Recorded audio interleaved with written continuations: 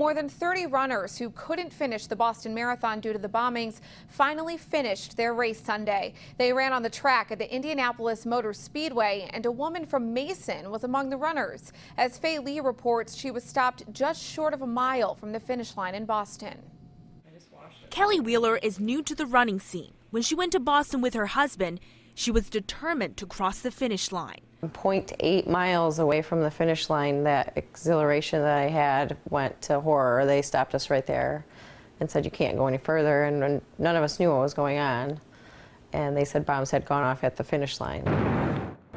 It was panic mode for the next 90 minutes. Streets were closed and phone lines were clogged. She finally got in touch with her husband after what seemed like hours. They were both safe, but emotions started sinking in. I was mad at the fact that, that somebody would take that away from all of us.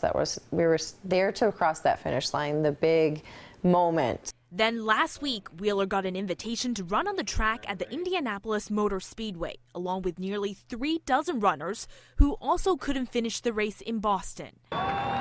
How great is that they would invite us down there to do this? And then I kept thinking, how many other people am I going to finally meet that were in Boston and went through the same thing and have been going through all of this?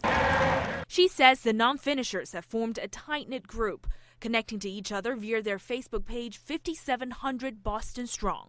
And as they crossed the finish line Sunday, I broke down and started crying. It was just all the emotions of we finally crossed the line. And she says after what happened in Boston, crossing the finish line of any race will always hold special meaning, something that inspires her to keep on going. Nobody will stop me from running. In Mason, Faye Lee, Fox 47 News. The runners from Michigan, Indiana, Ohio, Kentucky, and Illinois ran about half a mile from turn 4 to the Art of Bricks. That's the distance they would have needed to complete the Boston Marathon. They were done about 10 minutes before the start of the Indy 500.